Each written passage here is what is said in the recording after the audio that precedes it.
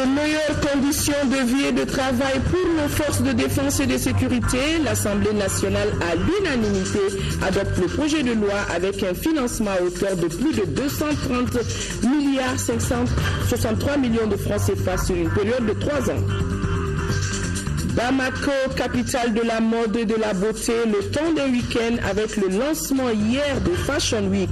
L'Alliance des couturiers et créateurs de mode du Mali entend valoriser le coton malien. Au même moment, le film Timbuktu de Abramanti Sako de la Mauritanie enlève le César du meilleur film à Paris. Une consécration. Mesdames, Messieurs, bonsoir et bienvenue dans ce journal. Le forum de Bamako vient de prendre fin. L'émergence à l'horizon 2035 a été largement débattue. Les participants à ce rendez-vous du donner et du recevoir ont été reçus en début de soirée par le président de la République, Ibrahim Boubacar Keïta, leur a d'ailleurs offert un cocktail. Nous reviendrons sur ces images dans nos éditions de demain avec notre reporter Alousseni Touré.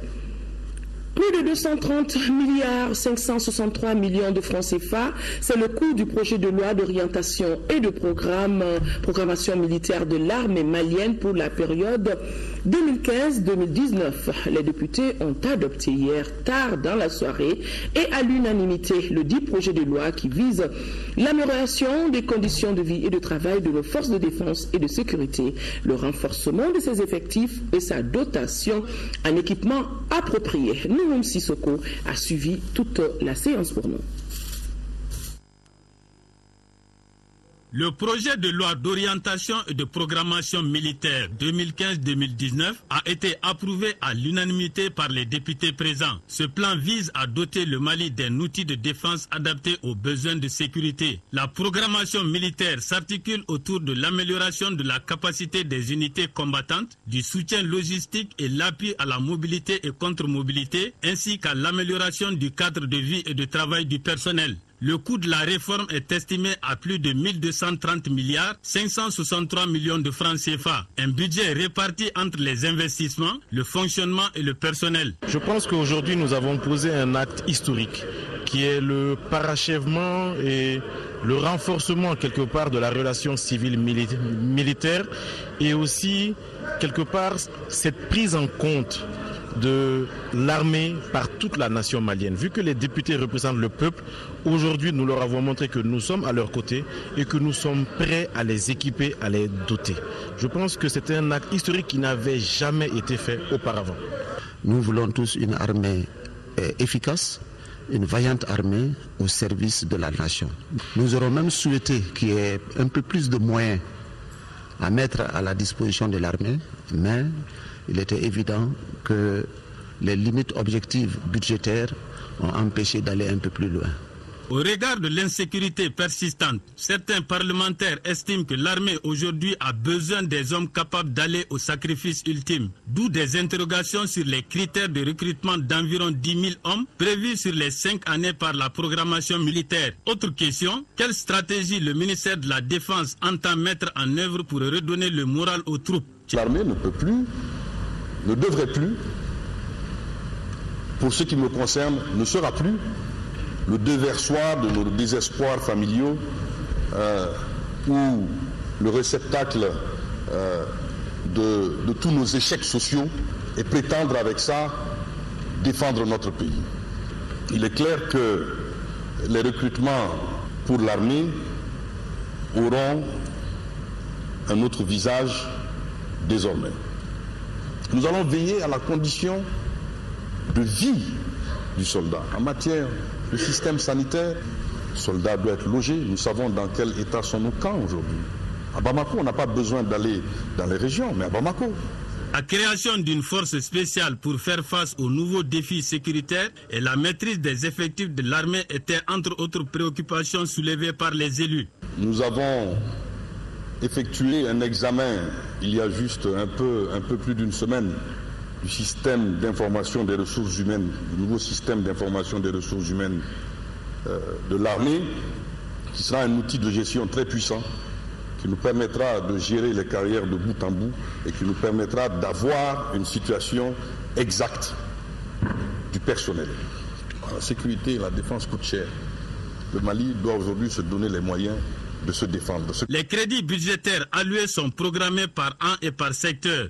La Commission des finances va s'appuyer sur les éléments essentiels qui doivent contribuer à la réalisation de ce programme qui va certainement faire sortir le Mali de l'ornière. Cette plénière de l'Assemblée nationale sur le vote du projet de loi d'orientation et de programmation militaire a clos les travaux de la session extraordinaire de janvier 2015.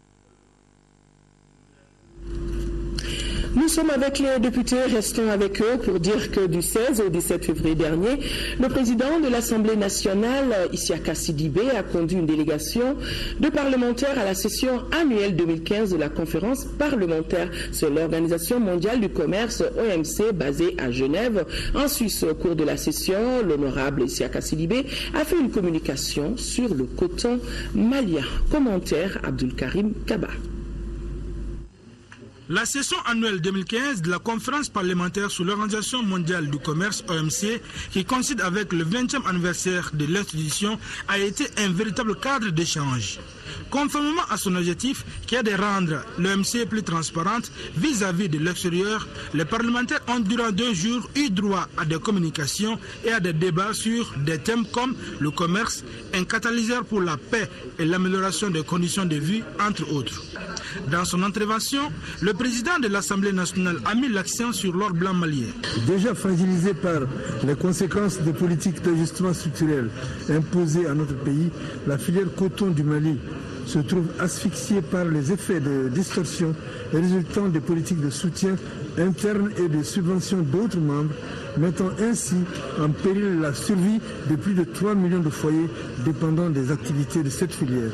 En marge des travaux, l'honorable Isiaka Sidibé a eu des entretiens avec plusieurs de ses hôtes, parmi lesquels le président de la commission communication de l'Assemblée parlementaire de la francophonie. Le ministre de la promotion des investissements du secteur privé s'est rendu à la cellule technique de la réforme du cadre des affaires au quartier du Fleuve, ici à Bamako. Mamadou Gaussou Diarra s'est entretenu avec le personnel de la structure d'analyse de propositions de mesures juridiques, administratives et techniques, et cela pour la fluidité des activités économiques, nous dit Moïse Traoré. La relance économique ou l'amélioration des 5,8% de taux de croissance passe par un effectif assainissement du cadre des affaires. Ce vendredi, le premier responsable des investissements et du secteur privé arrive à la cellule technique à charge d'analyse et de proposition de mesures juridiques, administratives et techniques. Mais ce secteur privé aussi a besoin d'être boosté par l'apport des flux économiques que nous pouvons attirer vers notre pays. Et je pense qu'il n'y a pas de honte à cela, mais même les plus développés ont recours aux investissements directs étrangers. La cellule travaille avec 6 comités techniques qui réfléchissent à la levée des contraintes à la fluidité des activités économiques. La cellule technique est l'émanation du comité mixte de suivi des réformes État-secteur privé créé en 2009. Ces locaux sont à l'immeuble Nyangadou, au quartier du Fleuve. Écoutez, partagez les soucis des artisans en vue d'assurer la promotion et le développement du secteur. C'est l'objectif de la visite que vient d'effectuer Madame le ministre de la Culture, de l'Artisanat et du Tourisme au siège de l'Assemblée permanente des chambres de métiers du Mali. Au cours de cette visite, les artisans ont été informés que le département œuvre pour la mise en place d'un label Made in Mali. Rencontre suivie par notre reporter Mamoudou Sidibé. Le président de l'Assemblée permanente des chambres de métiers du Mali a exposé les difficultés de son secteur. Parmi ces difficultés, le manque de ressources humaines qualifiées, une fiscalité inadaptée et l'insuffisance de financement. Le président a tout de même reconnu et salué les efforts du gouvernement en faveur de l'artisanat malien. Quant à Madame le ministre de la Culture, de l'Artisanat et du Tourisme, elle dira que le développement du secteur est en adéquation avec sa capacité de satisfaire les attentes des marchés. Il est important d'inciter à la consommation des produits dans le cadre du consommé malien.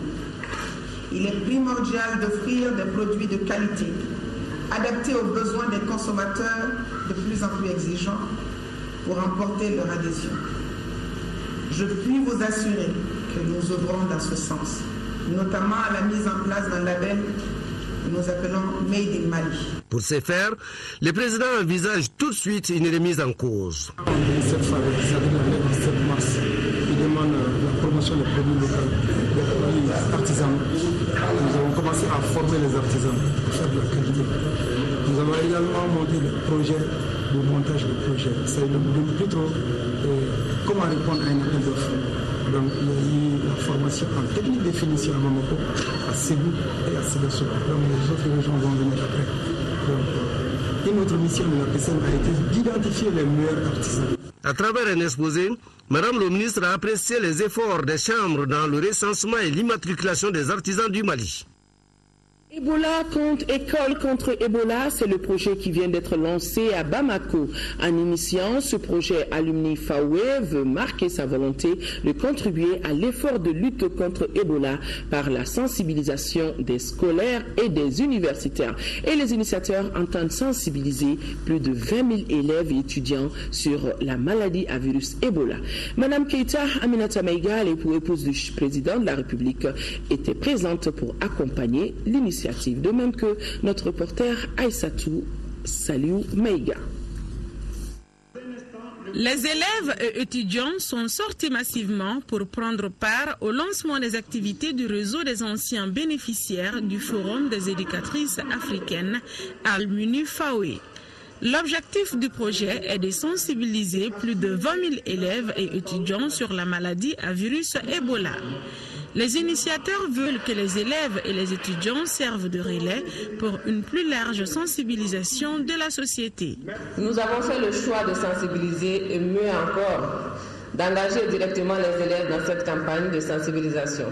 En effet, cela permettra une transmission plus efficace de l'information et moins coûteuse à long terme.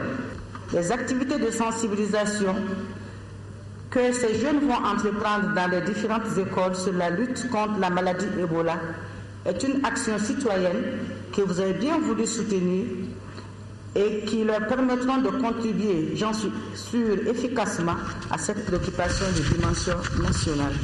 La campagne se déroulera dans les écoles et sur Internet à travers les réseaux sociaux. La marraine de l'événement a profité de l'occasion pour exhorter les élèves et étudiants à sensibiliser partout où ils vont. Vous devez sensibiliser partout où vous serez, à l'école, à la maison, au sport, dans la rue. Ne manquez aucune occasion pour informer et prévenir vos camarades et toute autre personne que vous rencontrez. En tant qu'ambassadeur de la lutte contre Ebola, chacun de vous doit donner le bon exemple en respectant les mesures d'hygiène et de sécurité édictées par nos autorités sanitaires. Une action de vigilance citoyenne puisque notre pays a été déclaré sans Ebola depuis le 18 janvier dernier. La situation du nord du Mali est difficile, voire pénible pour les populations. Le Mali et les amis du Mali. Déclaration ce matin du président du mouvement patriotique pour le renouveau MPR, Shogel Kokala Meiga. Et c'était au Centre international de conférence de Bamako lors de la journée de réflexion des 20 ans du MPR. Suleiman Kenza Sidibé. La stratégie électorale, les enjeux des futures consultations électorales et le parcours du MPR, ce sont là des questions sur lesquelles doivent se prononcer les délégués conviés à la journée de réflexion pour les 20 ans du mouvement patriotique pour le renouveau MPR. Le parti n'a pas fait non plus l'économie des préoccupations majeures de la nation. Il a fait mention de la réconciliation des cœurs et des esprits, l'équipement et la réhabilitation de l'armée nationale, l'école malienne, la décentralisation et la crise du Nord. La situation que nous vivons actuellement est difficile. Difficile pour tout le peuple. Difficile pour les gouvernants. Difficile pour les amis du Mali. Cela est suffisamment connu. Allant au-delà de la simple reconnaissance de ce fait, les MPR se veut constructif avec des propositions pour faire du Mali un pays avec lequel il faut compter, un pays qui compte dans le concert des nations africaines. Pour qu'il en soit ainsi, il faut que nous retrouvions autour d'idéaux qui fondent la toute nation véritable. Membre de la majorité présidentielle, le MPR apprécie à juste titre toutes les actions menées par le président de la République dans le cadre de la réconciliation. S'agit-il des assises nationales sous le Nord, les États généraux de la décentralisation ou toute autre initiative pour la paix, le MPR soutient sans pour autant perdre de vue l'essentiel pour la nation. Des négociations sont menées à Alger. De ces négociations sont sortis 2 documents que le gouvernement a pris soin de soumettre à l'appréciation des forces vives de la nation avant d'aller dans le fond des négociations. Je dois dire que cette façon de faire, de soumettre des projets déjà à l'examen des forces vives de notre peuple, constitue une première dans la gestion des rébellions du Nord. Tout en ne perdant pas de vue notre qualité de membre de la majorité, nous avons formulé cependant une forte recommandation, que l'État s'assume. Le MPR apporte toute sa caution à la loi de la programmation militaire initiée par le président de la République. Pour son premier responsable, une armée moderne doit avoir toujours une réponse appropriée à toute situation. Le Rassemblement pour le Mali, RPM, s'active pour la préparation des élections communales couplées et régionales. C'est dans ce souci de réussir le pari de ces échéances électorales que le parti du Tisserand, à travers le centre Kadari Bamba, renforce les capacités de ses militants. Abdrahman Meiga, compte rendu. Cet atelier renforce les capacités de 150 participants sur la consolidation de la démocratie et l'état de droit. 4 modules seront dispensés au cours de cette session de 2 jours. Il s'agit du projet de société du Rassemblement pour le Mali RPM, la décentralisation et la régionalisation, les élections communales, enjeux et défis pour le RPM et enfin les modes de scrutin, avantages et inconvénients. Cette rencontre est une initiative du centre Kadari Bamba à travers laquelle le parti du Tisserand entend préparer sa base à mieux affronter les prochaines élections communales. Il y a des vocabulaires qui de plus en plus s'enrichissent, dont il faut avoir la bonne compréhension et en faire les meilleurs usages possibles. Nous sommes dans un contexte aujourd'hui que la crise nous impose et que nous amène à résoudre beaucoup de problèmes ou en tout cas à les réciter avec arguments tels que l'autonomie, tels que le fédéralisme. C'est des choses qu'il faut comprendre et porter un jugement des valeurs qui oblige le respect de l'observateur le plus sévère. En organisant la présente session, les responsables du parti du Tisserand ambitionnent atteindre plusieurs objectifs, comme par exemple avoir un vivier de formateurs politiques, approfondir les connaissances des militants sur les valeurs, les principes politiques et le fonctionnement du RPM, outiller les agents électoraux du parti pour l'encadrement technique des élections à venir et enfin aider le parti à relever le défi de la bonne organisation des élections communales. Aucune démocratie ne peut convaincre, aucune cohésion sociale ne peut se promouvoir, aucune unité nationale ne peut durer sans élections libres, crédibles et transparentes. La concrétisation de ces jalons incontournables d'une gouvernance durable et apaisée ne peut trouver de solution idoine que dans le renforcement de la décentralisation où la libre administration des collectivités revêt toute sa réalité. Pour permettre aux futurs formateurs du parti de maîtriser les concepts de la session, chaque participant a reçu des supports de communication leur permettant d'être outillés et d'assurer la restitution correcte des connaissances acquises auprès des communautés à la base.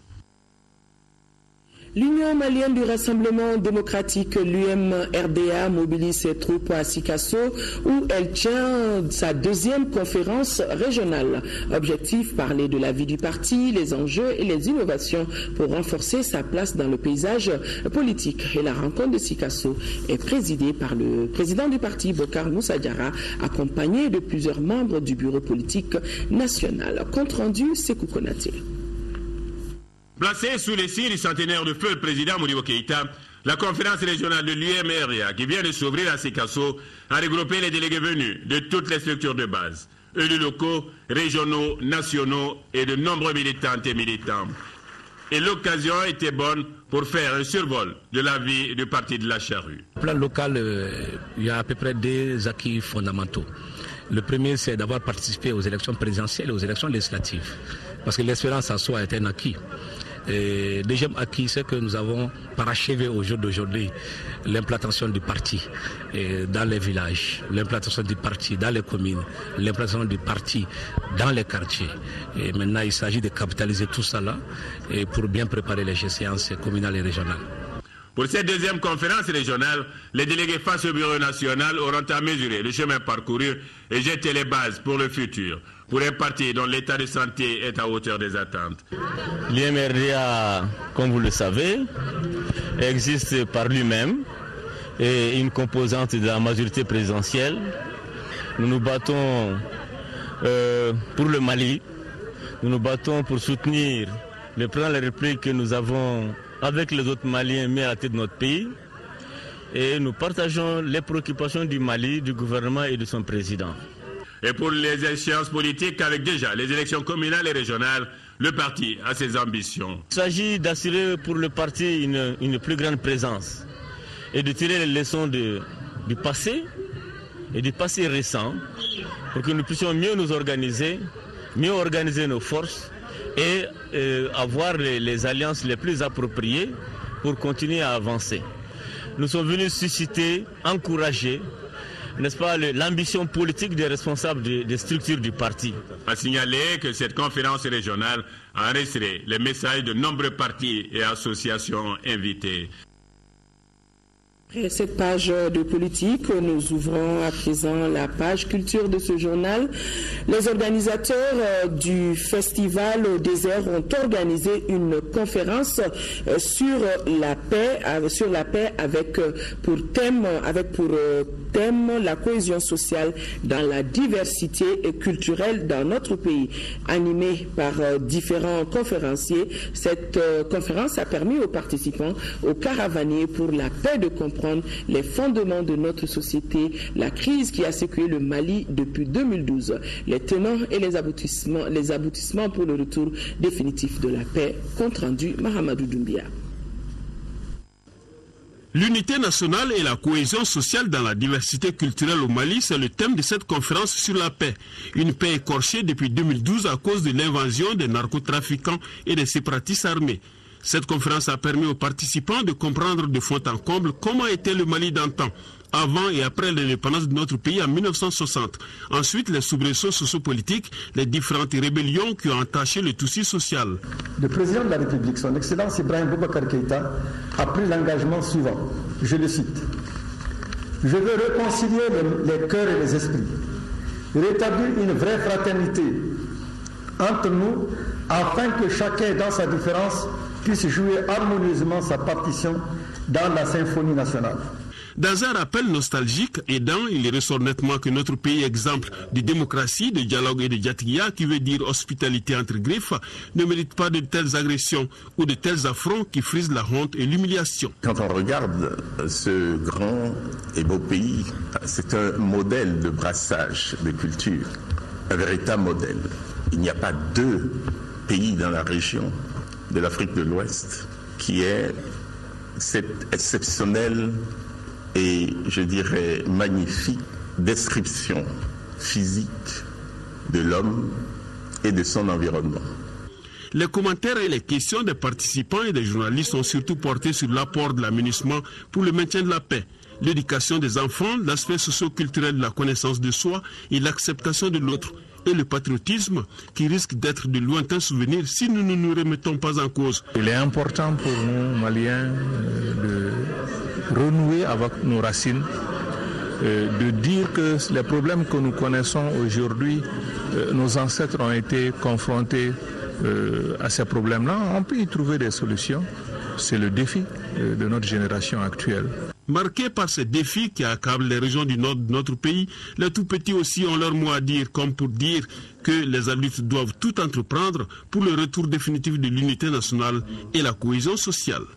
Nordistes ou sudistes, nous sommes tous des Maliens. La différence de culture, de peau et d'ethnie, cela fait que nous détenons tous un pouvoir de ce beau pays. Et si vous n'arrêtez pas de vous faire la guerre, vous allez rendre tristes les enfants. Voilà, pour ceux qui sont passés par l'INSUP, vous aurez pu remarquer, un grand podium est érigé en bordure donc du fleuve Niger en face de l'INSUP. Et tout à l'heure, de grands noms de la musique malienne vont se relayer justement pour faire parler leur cœur, chanter la paix dans le cadre justement du festival du désert Essakan ici à Bamako. Je vous le disais dans les titres, la première édition de Bamako Fashion Week a été lancée officiellement hier soir au Centre international de conférence de Bamako. L'événement rassemble les stylistes, modélistes et autres acteurs évoluant dans le secteur de la mode du continent et de la diaspora. La manifestation, qui se veut un espace de promotion et de valorisation du coton malien, est une initiative de l'Alliance des couturiers et créateurs de mode du Mali. Modibo Soirée a assisté au lancement et il nous dit que c'était tout simplement beau. Regardez. Depuis ce jeudi soir, notre capitale a aussi son événement de mode intitulé Bamako Fashion Week, à l'instar de plusieurs autres grandes villes du continent africain. La particularité du rendez-vous de Bamako s'articule autour du coton malien et de ses dérivés, comme pour magnifier cette matière qui occupe une place importante dans l'économie malienne. Bamako Fashion Week est notre baptême de feu dans la réalisation d'un vaste programme d'activités pour lequel nous attendons l'adhésion et l'accompagnement de tous ceux qui ont une sympathie ou un intérêt dans le développement et la promotion de la créativité vestimentaire au Mali. La communauté du textile, de la création vestimentaire et de la mode du Mali se félicite de cette initiative de l'ACCM, une première pour cette structure. Aujourd'hui, nous sommes très heureux et très émus pour cette première édition. Je vous encourage, vous avez reçu les deux corps, l'organisation. On a toujours dit que le consommé malien peut être une réalité, mais il faut oser. Cette célébration de la couture et de la mode est soutenue par le ministère de la Culture, de l'Artisanat et du Tourisme, une initiative qui contribue à la promotion et à la valorisation du label Mali à travers le monde. Votre motivation est un exemple louable pour les acteurs de la culture. Il est encourageant de savoir que par la force de la volonté, il est possible de faire bouger les choses au Mali. De Bamako Fashion Week, première édition, je voudrais retenir un seul mot, abnégation. Tout un week-end sera donc consacré à la mode à travers une série d'activités pluridisciplinaires et multiculturelles, des conférences débats, des expositions ventes, des ateliers, des visites touristiques, des prestations musicales et bien évidemment des défilés de mode seront au cœur de cette rencontre de Bamako.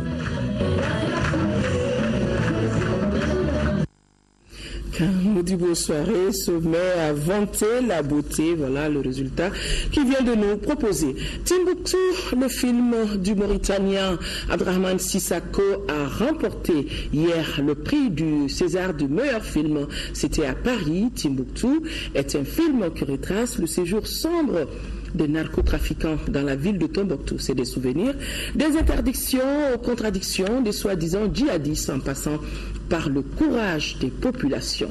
Le film illustre la barbarie d'une autre époque exercée sur les paisibles populations de la cité des 333 ans. Le récit est signé chez Koumar Sangaré. Et le César du meilleur film est attribué à Timbuktu. Abdrahmane Sissako, réalisateur mauritanien grandi au Mali, décroche ainsi le César du meilleur film, alors que son film Timbuktu n'était pas parmi les favoris. C'était au théâtre du Châtelet à Paris hier 20 février 2015. Timbuktu, sorti en décembre 2014, est un film inspiré des malheureux événements de 2012 au nord du Mali, particulièrement à Tombouctou. La force de cette nouvelle signature d'Abdrahmane Sissako réside principalement dans son discours politique qui fait écho au désarroi d'une partie de l'Afrique visée par l'intégrisme islamiste. Des populations lassées par la situation tiennent tête parfois aux occupants.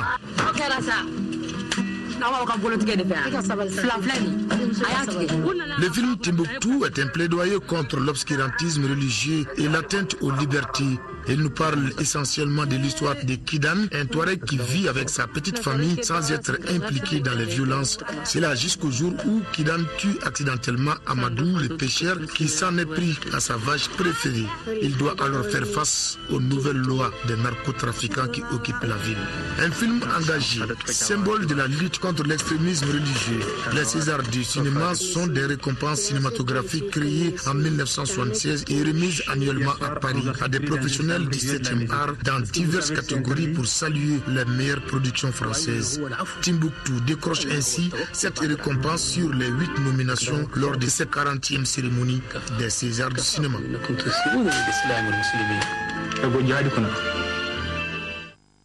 Eh oui, félicitations à Abdrahman Sissako.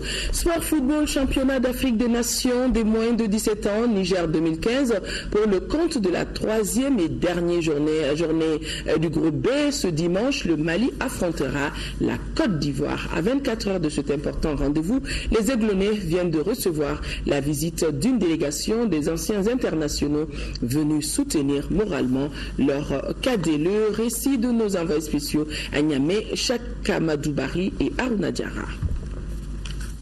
Ce dimanche 22 février de l'an 2012 peut être une journée historique pour les cadets maliens qui ont la lourde tâche d'amener notre pays en phase finale du prochain mondial de leur catégorie.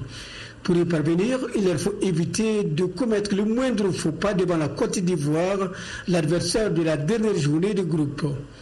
À 24 heures du match décisif, les Aiglonnais ont reçu la visite de 3 de leurs aînés, notamment Sadio Baba Sissé, Aruna Diarra et Bokar Diarra Beken.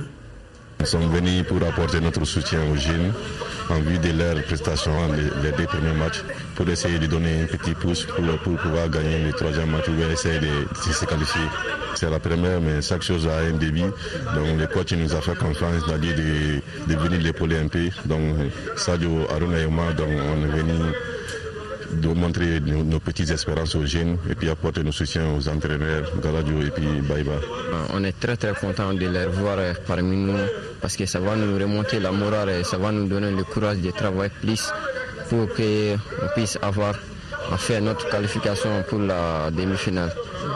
Après une victoire 3-1 d'entrée de jeu contre le Cameroun, le partage de points 2 buts partout avec l'Afrique du Sud en 2e journée a mis Abdelkarim Dante et ses camarades dans une situation plus ou moins délicate, toutes choses qui ont contribué à faire baisser la tête des Aiglonnais. La main a repris au niveau du coach, au niveau de l'encadrement, au niveau des joueurs.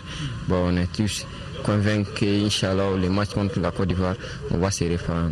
Mali-Côte d'Ivoire, c'est ce dimanche au stade municipal de Niamey, coup d'envoi 15h30 GMT. Dans le même temps, au stade général Sénou-Kountié, l'Afrique du Sud affronte le Cameroun. Au classement, après 2 journées, le Mali est en tête avec 4 points, la Côte d'Ivoire est 2e pour 4 points également, l'Afrique du Sud est 3e avec 2 points, le Cameroun déjà éliminé ferme la marche pour 0 points. Voilà, mesdames et messieurs, fin de ce journal plus court que d'habitude.